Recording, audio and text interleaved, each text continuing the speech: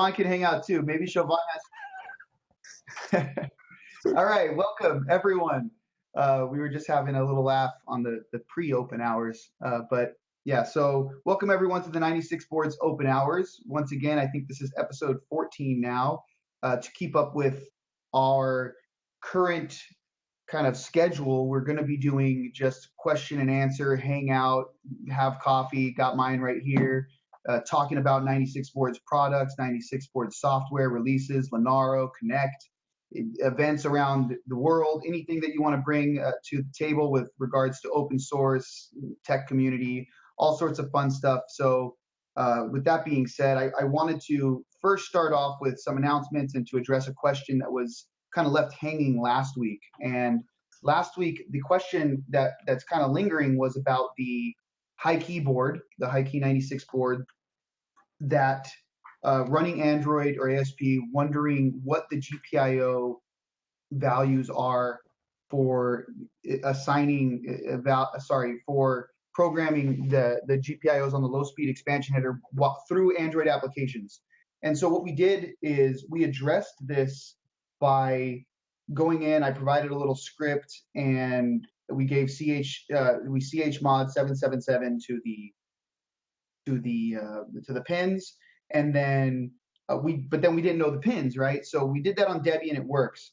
So what I found out, and this was given to me by one of the Lenaro developers here, is that the pins for the Android are the same as Debian. Who knew, right?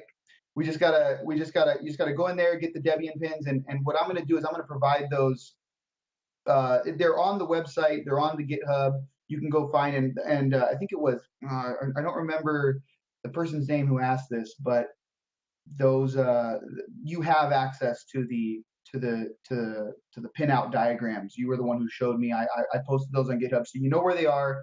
Same values as Debian. I'd like to see you maybe if you want to join on IRC again. I know you popped in there. I wasn't able to get back to you in time before you popped out, but let me know what you think if you were able to get those running. So that's the answer to the question last week. The announcement is that soon, I believe we're going to be doing it on the episode of September 25th, is that we're going to be doing a Dragon Board unboxing experience. So I have several brand new Dragon Boards as shipped from Arrow in the box with the power supply. I'm going to set up my cameras, hopefully strategically enough with maybe another computer. I'm going to unbox it, take it out of the ESD plastic, the little electrostatic plastic. I'm going to show you how to safely put it on your desk, set up a nice, static-free environment to work with your board. I know they're not that delicate, but, getting prepared for that. Then we're going to boot it up for the first time. We're going to talk about the components on the board. And then if there's time, I'll flash a different operating system. So traditionally, the Dragon Board comes with the Android operating system stock. We'll flash over the Debian operating system and have some fun with that. The next episode after that, we're going to give it away. So anyone who comes into the next episode enters into a raffle, and we will be giving that away. We'll do some demos with the Dragon Board, and for every, I'm trying to still figure out how to do this, but for every 10 people on the call, I want to give away one board. So if we can get 20 people on the call, we'll give away 2 boards. 30, we'll give away 3 boards. And so I'll raffle out several Dragon Boards, and I'll pay for the shipping, and we'll send them to you free of charge with a nice power supply. And then we'd love to see what kind of cool stuff you come up with and bring them back to the open hours. That is my announcement. So without further ado, we have a couple people in here. It's not a very high volume call today, but Mark Bolzern, as always, thank you very much for for showing up. It's nice to have you, as always. How you doing today? I'm doing great, and I actually love this morning time because it's just sort of a loosey-goosey type of connect where you've got people on the line that have a clue, and if nobody on the line at the moment has the answer, they can find it elsewhere. So it's a cool place to be. Nice, yeah. No, of course, and as always, we've had some good conversations throughout the past couple months. So this has been fun. I'm excited. Yeah, you got All you got to do is get me into history or philosophy, and I just don't stop. Yeah. You know, it's funny. I just noticed John Stoltz just joined right now, and every single week that Niranjan comes in and wants to ask John Stoltz a question, the one week he's not here, John Stoltz joined in, and so Sorry about that. no, that's all right. How you doing, John? Oh, doing all right. Yeah, we have a guy that comes in here every week, and every week he has Android questions for the high key, and he brings up your name several times and wants to talk to you and just kind of like have a conversation, hang out, and and then this is the one week he doesn't show up, right? So what's our luck? I think That's the way the world goes. yes, and it looks like Kipling is back. I think Kipling had a question last week about hooking up the uh, the battery to the Dragon board, right? Was that you, Kipling? Maybe not. I'm pretty sure it was him. Maybe he's on mute. Maybe he is on mute, so maybe he's talking. um, Traditionally, I kind of go down the list and ask questions to ask if anyone has any questions. So I guess we can kind of start by doing that, and then if no one has any questions, we can just kind of go into a conversation mode. So Chow, is that how you pronounce your name, Chow? You're muted. I don't know if you joined the call to kind of just have some fun, talk, listen, or if you came with a 96 boards question. Hi, the pronunciation is Kayo. Hi, nice to meet you. Oh, Kayo, I'm sorry about that. No problem, no problem. Welcome to I'm just OpenHours. listening. Oh, thank you very much. I'm using the Dragon board in our hackathon in Brazil. We are waiting 15 boards from Arrow. You arrive in the next week, maybe. Kayo, I talked to you on IRC. I talked Yes, to you on the yes. Freenode client. Oh, that's great. Yeah, so that's awesome. Very, very exciting to hear about that hackathon. I was looking at your page. Tell us We a little talked more about the it. last week. Yeah, so go ahead, tell us about it. Oh, okay. We will provide a hackathon the next week. The next weekend is the warm up, and we'll teach for everybody how to start up the Dragon board, and we'll provide a Groove board kit as well. So it's the first experience with the Qualcomm and Dragon board. We use NXP and TI. So we are anxious to arrive the boards. That's great. Yeah, I mean, I think you picked the right kits to use, and the Dragon board will be a lot of fun for your students. It's a student-based hackathon, right? If I remember correctly. Yes, the students and engineers as well. We have graduation and the people from the companies in the city. I want to share a slideshow with you that I made not too long ago for Qualcomm. I went and did a little workshop there, and so you can use this slideshow and feel free to give it out to your. Maybe Siobhan wants to turn it into a Bitly. I'm not sure, but Thank you very much. I appreciate it. yes, this slideshow right here. Feel free to share it with your students or whoever's in the hackathon. There's some information in there that's not really useful, like information about myself, but all of the red text are links, and so you can see various resources, documentation resources, of course, links to the OpenHours, breaking down the Dragon board into its components, links to various wiki pages about those components, what you can use the Dragon board for, Qualcomm robots, et cetera, et cetera. And then at the very end, there is a little nifty script that you can use to hack the GPIO pins for Android.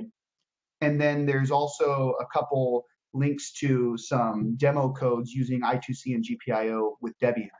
So it's a pretty useful slideshow if you're kind of trying to break your people into the board real quickly. So feel free to share that. It's all yours. Thank you very much. You're very useful. Yeah. So I noticed also on your hackathon website you're partnered with Qualcomm. Yes. the university started this partnership this year. We have a project here to test some phones and mobile applications since 2012, and this year the partnership will be more stronger. Yeah, actually, do you mind sharing that website link again? I have it on the IRC, but Okay, I'll share in the chat. Yeah, that's great. Thank you very much. We'd love to hear more about it. Only. I'm sorry? I'm sorry, it's Portuguese only, but you can translate in the Google. Yeah, I use the translator. I'm very excited to hear more about this. So maybe if you end up doing when you end up doing the hackathon, if you take some pictures of some of the stuff your students end up building, I'm pretty sure we could get it maybe featured on 96 boards, or maybe even get Qualcomm to throw some stuff on their dev network. I know they're always looking to do some cool stuff like that. But if you're in communications with them, then you also know this. So if you end up having time and want to take some pictures of some of the cool stuff they're doing, that'd be awesome. Come share it with us. Okay. Of course, I'll take this next Saturday. We have a warm up, and I start to send the pictures to you. Oh, that's great. That's great. Yeah. So my email is right here. I'll give you my email. You can send it directly to my email, and then monaro.org, and or you can come share it with us next week on next week's open hours. The other thing would be that we have someone down in Florianopolis. How far is that from where you're at? We have someone from Lenaro down in Florianopolis. Is that far from your hackathon location? Maybe we lost him. Oh, sorry, can you repeat, please? Oh, I was just saying we have someone from Lenaro down in Florianopolis, South Brazil. And I was just wondering how far away Florianopolis is from your hackathon. Yes, it's a little bit far. Yeah, we are in Minas Gerais. It's in the southwest. The Florianopolis in the south, Brazil. But if you send the name, I can talk with him. Yeah. I'll put it on. I'll send it. I'm sorry. It will be very interesting talk with Lenaro engineer in Brazil. I never met. I just met the Kiko, but he's not in Brazil anymore. Yeah, let me see if I can get him on open hours here in a sec. We'll see if he'll join. Okay. 1 second. So that's really cool. If anything, I'd like to hook you guys up after the call. After this call, we can hook you guys up and get you discussing, because yeah, he speaks Portuguese. He might even be able to drive up there, or I don't know, and help out your students if there's any issues. He's a very knowledgeable person. Nice. And Thank also, you for the information. Yeah, feel free to give your students the IRC Freenode account so that they can get real-time help if they need anything. Oh, nice. While they're hacking. We use SparkFun Cloud, but any information will be interesting for this hackathon. Cool. Yeah, feel free to ping us anytime. We'll see if Ricardo joins. You guys can talk about it a little bit. But I'm going to move on to the next question real quick, because Kipling is here now, and we were talking about the battery charging, the battery hooking into the Dragon board and then charging it through possibly the DC or some other method, right? So Lawrence, the guy that I was trying to get a hold of, he was on vacation and he just got back today. So I wasn't able to get a firm answer from that. However, some people from Qualcomm did tell me that they think that it's okay. But again, we're just stuck in the same situation where we don't want to burn out the board. So I was unable to get that for you right now. However, I can probably get it for you today if you wanted to give me your email address, or if you wanted to send me an email so that you don't have it public here. But you can send me an email, and then I can ping you back before next week's open hours, right? So you don't have to wait a whole week to find out about the battery charging. I don't know how that sounds to you, Kipling.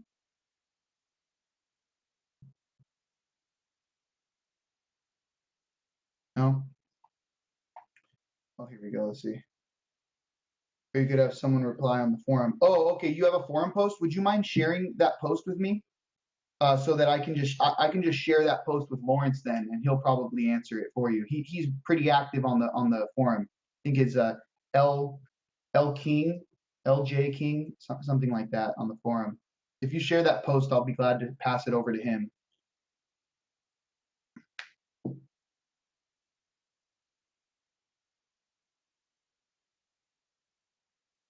Great.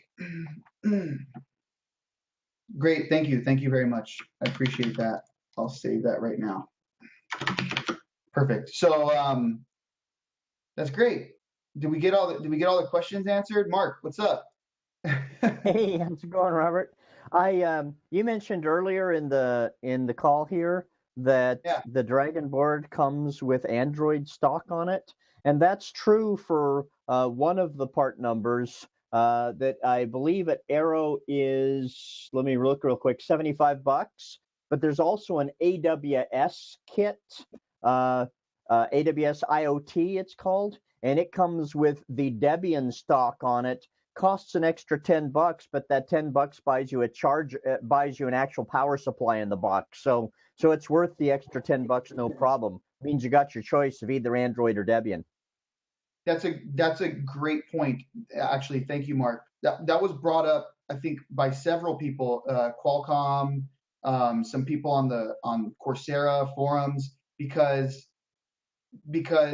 you don't always get Android, right? So when I was saying that, that's actually inaccurate. You can get the Debian image, and in most cases, you're saving yourself a lot of trouble pairing a power supply. Of course, you're going to be getting the more westernized. It's the Western power supply, right? The prong's not really a European power supply, but definitely worth it. And I prefer having all that included. It's the exact same box. You get like the Dragon board box, but the one from AWS is just a little bigger. I have both of them here somewhere. Yeah, I bought them both to find out what the difference was, and the actual instruction sheet inside is slightly different. One of them has an error on it, and I forget which one. And then, like I said, the US plug power supply is in there. And the way I'm thinking about it is someone who wants to go straight to playing with the Linux on the board or straight to playing with the Android on the board might make the choice, because it's $10 worth of time to do that initial setup. They can figure out about how to burn what they want on the board later. They could just start with something that's a default image. That's what they want. The power supply, it does save them figuring out the separate part number if they get the Amazon part. So it's all good. It's just easier to start for certain people. Yeah, absolutely. I completely agree. I was surprised. So used to buying these other single board computers that have been around for a long time. They're already in these kits. You can get them with the included SD card and included case and all this kind of stuff. I just noticed recently someone on Amazon is doing the same thing for high key, where you're getting the high key and you're getting the case and the SD card, the cables, all that kind of stuff. So it's very cool to see these companies, these vendors start to put together kits for the board, the different 96 boards. I really like it. And $10 is worth it for me, having to not hunt down a power supply and then buying the wrong one. But regardless, I think that no matter what, when you get a stock image, like you said, Mark, you kind of want to play with it for a minute, but you'll want to update it eventually. So yeah, but sure you get to choose which order you want to learn things in, do things in. Yeah. I mean, I kind of feel like I'm in school all over again. Yeah. Every day. I feel like I'm in school every day. No, it's funny. Cool. I noticed Deepak joined. Well, welcome back, Deepak. How you doing today? Hi, I'm doing good. I was just so it's just written from office. Oh, I'm sorry. You were kind of cutting out for a second there. You said that you were. I was written from office. I was stuck in traffic. Bangalore traffic is really pathetic. Gotcha. So it must be annoying. how's it? issue resolved with the Dragon board? Like, were you able to get a? No, actually, what I do is currently I share one Dragon board which my friend has. So, I tried with the rescue image, and I could log into the board. But the issue is that the moment I put my UI image, which has graphics, I think I can't install because mouse doesn't work. So there I was Oh, stuck. yeah, and the rescue image is, I believe, a UI image. It has the Correct, little GUI. correct, That's correct. an issue. Noobs is there. You need to go and select that, and that doesn't work. Okay. Yeah, because if you can't get that working, I mean, we need to get you a board. Like, you're here every week. I think that we need to get you a Dragon board. So if you're not able to get that working by next week, you need to let me know, so that I can maybe Sure, try to talk to someone to sure, see if we can get you a board. sure. Yep. Thank you. I'll do that. Yeah. Yeah, of course, of course. Yeah, I think But that's by the way, I just tried. I tried with BLE, and I could do everything with BLE. you could. Last time I was talking about Bluetooth low energy, and I could connect some iBeacons and all that, and it really worked fine. Yeah, no, that's good. I remember, what was it? John Mark said he was also trying a bunch of stuff with that too, and he was able to get Correct. all of that working. So that's good. 2 confirmed Correct. cases. Correct. Now I got to start playing with Yeah. it. So. Yeah. Nice. Thank you. No, yeah. Thank you. There isn't really any set schedule today, so we're just kind of hanging out, talking about stuff. I don't know if Mark, did you hear any more news about Connect? Are you gonna be attending?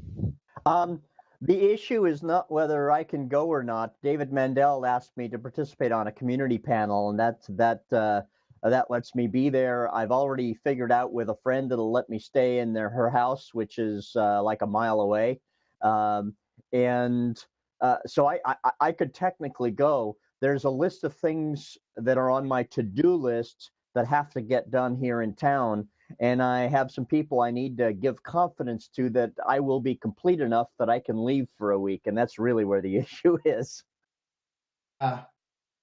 But yeah, I'm hoping to be there. I am already planning on going to LinuxCon, which is 11 days from now, something like that, up in Toronto. And then after that, the issue is both the conferences were close enough together that why do you need to go to both of them? Well, I need to go to both of them. Yeah, it's going to help us. It's for our mutual benefit. Yeah, well, you know the bean counters never accept answers like that. Yeah, they want proof. They want numbers. Yeah, and since we're chatting for a moment here, I just posted a link, another one from Arrow that's a different vendor kit with the Dragon board in it. This one's for Brillo, has some Grove items in it, and the whole idea is that somebody is interested in getting you on Google and their Weave, which, well, that's kind of cool. There's another use of the Dragon board. Yes, actually, I didn't. So I wonder if they're back order or if they're not out yet, because I didn't think that the Brillo kit was actually going to go out yet. Do you know anything about that, Siobhan? No. It does say back order on Arrow. Yeah, I'm looking at the back order. I'm just wondering if they put back order up there. Oh, but yeah, so they must have released amount of kits and then sold the kits, but they haven't shipped them. To my understanding, Brillo hasn't been released yet. Ah, that would do it. Yeah, they have. You can use a Dragon board, and then you can go to the Brillo developer site, and you can. Here, I can share that site right here. Brillo developer. And then the Brillo developer website, you can sign up for an invitation. So yeah, so request an invite, and from here you can request an invite. So any Dragon board can do this, right? The kit just happens to come with, I believe, Brillo pre-flashed, and then those extra sensors and stuff. but you can just take any Dragon board, get the invite, get the documentation that they provide you, as well as the image, and then flash that on. That so far from what I've noticed, the invite process is not very quick, but there are people on the forums that are asking questions, which means I assume they have gotten permission to flash Brillo. I haven't yet heard back yet. I'm trying to get an image flashed on one of my Dragon boards so that I can answer some of these forum questions, but no luck for me. For me, I could. I requested for invitation, and luckily I got. I mean, I'm part of that Google group which they have, but unfortunately I don't have UI web access, so I can't read their docs and all that. I don't know, something is. I don't know, for some issues. I can't access the docs, but I'm part of the Google group. I requested that why I don't have UI access. They said try again, this, that, and all that didn't work out. Yeah, I'm trying to see. That's the problem that I'm having right now. Is that how am I supposed to? How is anyone supposed to help each other if they're not giving out enough invites? If I don't have an invite, I can't answer questions or help out on the forums, and then you're telling me that you're having this issue. If I'm unable to go experience that issue myself, well, then I'm kind of, here waving my hands around. But hopefully I can get an invite sometime, and then hopefully you get your docs working, because they're in my opinion lacking from what I hear to what I understand, like support and their documentation. I think other people are having the same issues. But yeah, so that's cool. It's good to hear at least people are getting invited. And guys, Qualcomm have started a new web series called Invent Of. It's, I think, the season 2, where some of the guys are building actual products using Dragon Board. It's quite interesting if you guys want to have a look at it. I'll post the link in the chat. Yeah, actually, it's very it's got a, I feel like it's high production value, or how would you put that? They put a lot into it. It's Yes. like a real show. It's like a proper show, yeah. Like a proper show, and it's on the internet, and it's free. It's really interesting too, because they're using the Dragon board, and then I watched the first episode. They're not all engineers, so they come up with pretty unique ideas, and I believe it was about health. So this challenge is trying to design something for health, and it's 2 teams, red team and blue team, and they're pitted against each other in a time constrained battle royale to come up with the best kind of product with the Dragon Board 410C. It's interesting. Yeah. What they're going to be releasing, I think there's 6 episodes total, and they'll be releasing one every week or every few weeks or a month or something. But they also have last season. So this is programmed kind of like almost a TV reality show thing. Yeah. So it's like high production, like a reality show. It's pretty interesting. So it's not an ongoing thing where they're continually trolling for more people that have ideas to kind of pop on and develop their idea in competition with somebody else developing theirs. No, this was pre-recorded. They already have all 6 episodes. In fact, I meet with one of the judges. You don't see her yet, and I was trying to ask her who wins, because she knows, it's pre-recorded, and she's not allowed to say. So, spoiler alert. I know. But there are people out there that do know who wins. It's pre-recorded, and they have the whole season ready to push out. They're just pushing it out at their leisure, like a show would be pushed out. So it's very interesting. Well, that's really cool. If we can get stuff like that to catch on, that's exactly what will create the excitement we need faster. I think it's going to happen anyway, but it helps to push it along. And that's why I'm excited about the timing of the Lenara Connect too, because there's enough stuff in the marketplace that people can get their hands on things. Product is moving, but there's still some anticipation with product kind of waiting, things on back order like the Brillo thing. So there's everything that needs to happen to really get this market rolling. And since I'm developing a commercial product with it as well, I kind of have a clue about these things, and I'm looking to promote that other people ought to be doing it too. The architecture really lends itself to it in a way that other boards don't. Yes, and I mean, you also have all the software, right? So hopefully, we haven't really talked much about it, but the reference software platform, or the reference software builds, we haven't talked about it that much, but I really like the idea behind that because you have 96 boards, right? 96 boards, they're very similar with regards to the form factor, the outputs, the I/O, everything.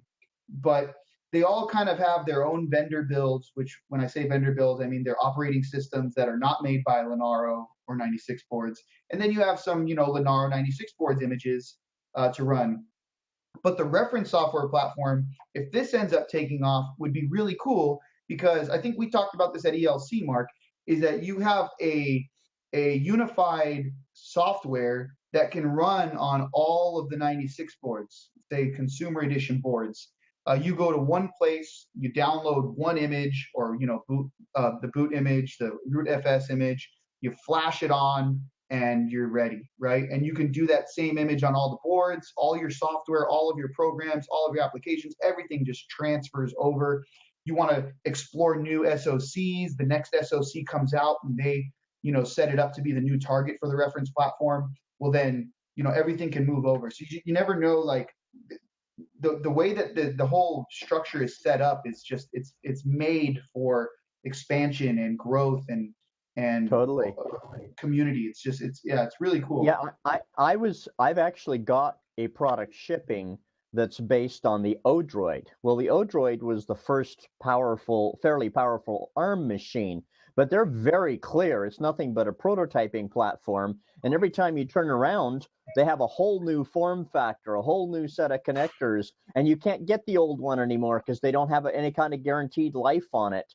Well, it wasn't very long of going through iterations of my product and being forced through more iterations because they changed boards that I decided that was not the platform for me. And as a result, I looked for something different. And that's when I ran across you guys. And it's kind of like, wow, these guys actually caught the vision of what needs to be different. So I have the stability I need to work on this. Now, related to that, I've got an engineer on my team who really loves Solid Run. Well, Solid Run is a commercial provider of ARM-based SoCs. And I don't know if they're sniffing around 96 boards or not, but if I was them, I'd be looking at it. Because they have both the extremely solid, this is what you do when you go into production board, and they can charge more money for it. What they could do is, the Snapdragon, again, is more of a prototyping board, up front board. If Solid Run made one to fit in with the high key and the various others that are there, that is then the commercial deployment board, well, that would fill out the product line. And now the developers like me have exactly what they need to go from end to end hardware-wise. The form factor is guaranteed, so we can design a case as opposed to our case keeps having to be redesigned. This is a wonderful environment. You said SolidWare? Solid Run. Solid Run. Yeah, they were actually at the ELC as well. Okay. Solid Run. All right. I'll have to look into that. I see. Nice. Cool. They tend to get used inside commercial products. That's been their niche. And so instead of using the board for development and then building so it looks like they have SOMs also. Yep, they have all sorts of things, and they do provide things that make it easier to prototype, but they haven't really settled on an architecture per se. In effect, their SOM is something that plugs onto somebody else's main board, and you've got to do everything else on the board. Well, 96 boards has developed a lot of that additional stuff too. So while Solid Run has a plug and a SOM, you still have to develop a lot of the product. With the 96 board and the mezzanine board approach and so forth, as more and more people jump into this ecosystem, it becomes a vendor-neutral ecosystem, which will mean in size it can outstrip Solid Runs very quickly. So it behooves Solid Run to participate in this ecosystem. This is very true, and you bring up a good point. There's another company. Now that I'm looking at this more closely, so Solid Run has the SOM and then the board that basically breaks out all the I/O from the SOM. And there's a company called Gumsticks. I talked about this last week. They do the Geppetto program. Gumsticks does something very similar to this. I'll share this link right here. And from what I understand, even Gumsticks has the drag. Yeah, so Gumsticks built the Aero Core 2, kind of the drone board. So if you even go to the Gumsticks website, right there on the front page, you see the Dragon board or the Gumsticks page. If you click through the top thing there. But Gumsticks does the same thing. They have this little Gumstick size SOM, and they plug it on top of their mezzanine board. So they kind of specialize in making these breakout boards for the SOM. I like the form factor of the Solid Run one. Well, I feel like be careful when somebody's trying to make a product from the prototyping with people out there in the community coming up with ideas, taking that all the way back to where you have a product that's shipping in volume that has all the maintenance and support issues and so forth, and you want to have consistency from one end to the other of that. All of these products are aimed at some piece of that. They don't take you the entire life cycle. The 96 board's architecture is open and can take you the entire life cycle if those vendors jump in. It's analogous, and you guys, I don't think anybody on this call is old enough to remember this, but when the IBM PC first came out, there were tons and tons of microcomputer kits, mostly using Z80s, some of them with like the Apple with the 6502, and then eventually the PC came along with the 8080 and 8088, and pretty much consolidated everything because they had a base platform that was well defined. It had a big name on it. It worked as is. There was a nice set of kits. It was very modular, and the PC slots were well defined, and nothing was patented enough to stop somebody from participating in the ecosystem. And that combined with the end users also buying them on office supply budgets or their own budgets to take them to work to get stuff done that wasn't being accomplished because their information systems people were not getting around to their problems, allowed the IBM PC to totally overwhelm all other forms of information systems. And Dragon board is not Dragon board, 96 boards with the ARM processor being open and licensed, the Dragon board standards being open and licensed, the connectors, connections, sizes, case styles, everything else being so well defined. This is genius. This is the IBM PC all over again. And so the net result is you've got somebody like Qualcomm in there, which is the big name needed to kick it off. And now Solid Run needs to catch their attention. So we've got their, industrial quality boards as opposed to prototyping boards. And we've got add-ons. The ecosystem just keeps growing like the IBM PC ecosystem grew. That's what we need to accomplish here. And I see it starting to happen.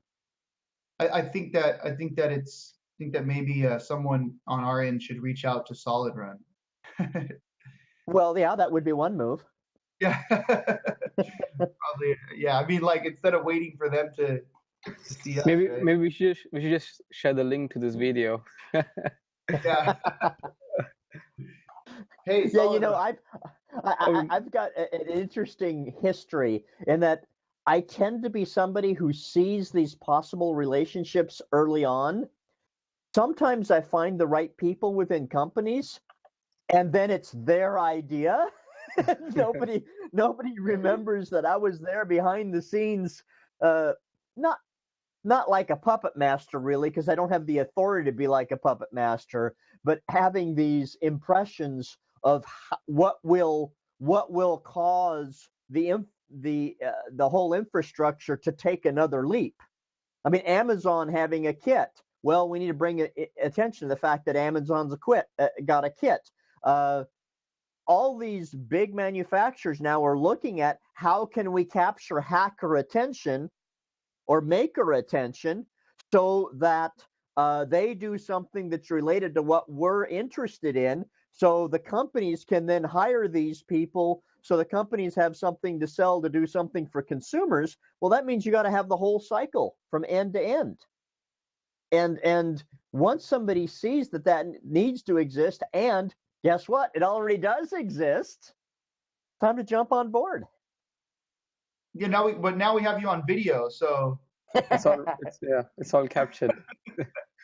Yeah, see that was my history. Linux itself, I got involved in about 93. Seriously, I think by 94 I was publicly talking, but before that I was more just playing with it. And I was early on in Slackware. I think it was Patrick Volkerding was just starting with Slackware, and Bob hadn't even thought of Red Hat yet. He was ACC bookstores, and I ended up getting involved with a mailing list called Linux International, and Linux International is what became the Linux Foundation. In effect, Linux International, we had to defend the trademark. Linus wanted the trademark to be free and open. Well, that didn't work very well because a mental patient who was an attorney decided to file the trademark and it was his, and then he started suing people. So we had to get a group of vendors together, and Linux International was the natural entity to do that. And we all together basically hired another attorney who sent him a really threatening letter, and he wanted money from the group, and nope, that's not happening. And the day before court, this may be turning more into legend. I don't know that I have the exact time frame correct there, but shortly before having to land in court, he decided to sign it over. And so then what we did was we created a separate nonprofit structure to manage the trademark. And that gave Linux International a fair amount of might, which that frankly now is the Linux Foundation's might. And there were several other projects that I was involved in getting rolling. And what Linux Foundation is now is what I had in mind back then. And basically, when I joined it, it was a mailing list of people that all thought, man, Linux needs to win the world. And I'm thinking it can, and here's how. And so I was helping out right and left and going to shows and create the Linux pavilions, and I'm standing by to do the same thing here. No, that's awesome. That's awesome. I love hearing those stories. They're such good stories. You know, you talking about this, I remember reading in your blog, so not your blog, on your wiki page. So you mentioned Mad Dog. Oh yeah, he's a really cool guy. I'm not sure if you know, but you know Mad Dog works for Linaro.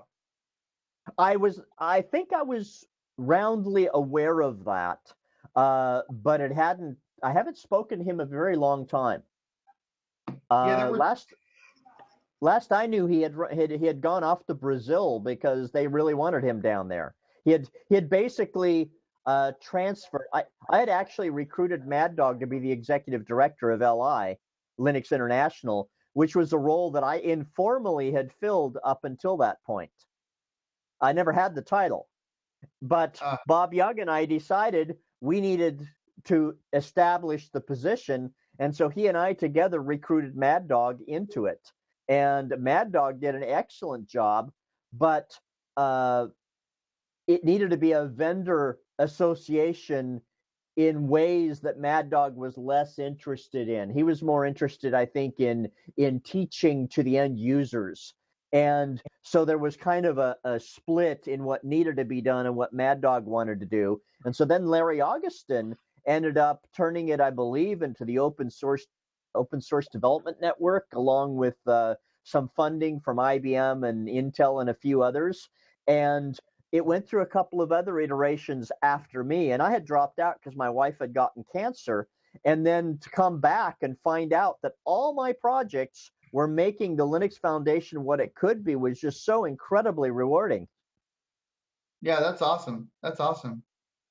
No, that's like I said. I think that we need to get you on season 2 sometime, and I'll come up with some real questions. There you go. Pick your brain. Coming in October, you know. It's always nice to just kind of chit chat, though. That's awesome.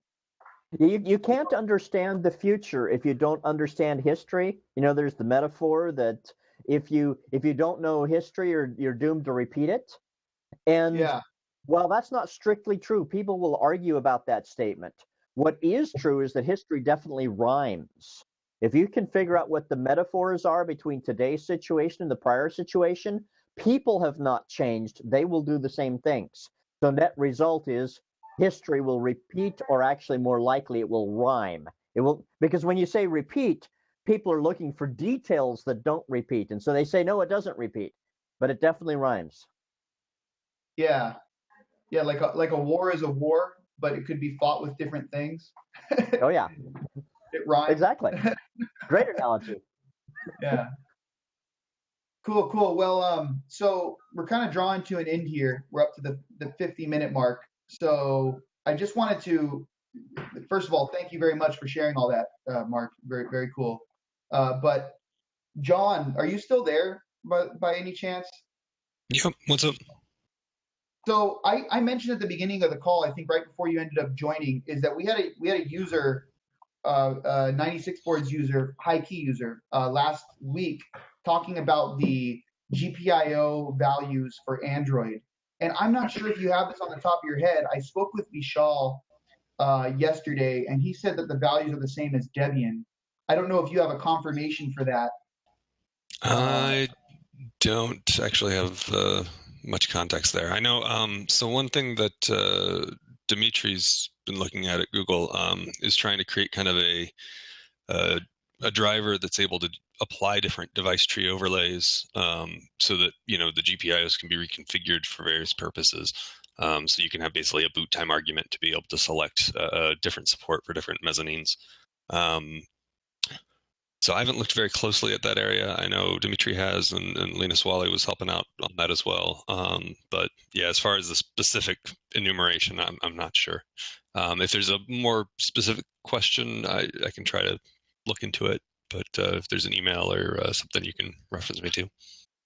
Yeah, he came on IRC to ask he asked it last week, and then I asked him to come on to IRC, and I wasn't able to get the answer for him in time before he dropped out.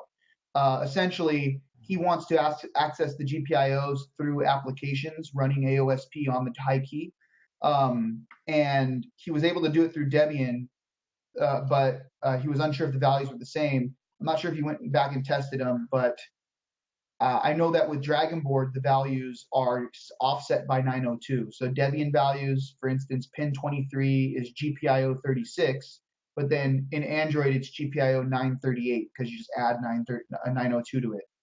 So I was wondering if it was something similar for high key, but if he comes in next week,